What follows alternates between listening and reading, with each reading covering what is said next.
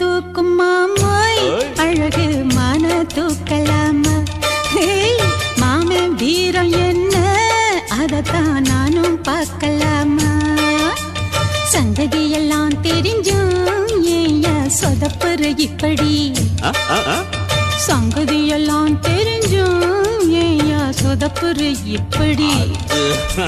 சொர்க்க வாசல் கதவு உனக்கு கிட்டத்தானே இருக்கு உள்ள வந்து பாரு கிடைக்கும் தேவைப்பட்ட சரக்கு எப்படி எப்படி அது அப்படி அப்படி ஏய் எப்படி எப்படி அது அப்படி அப்படி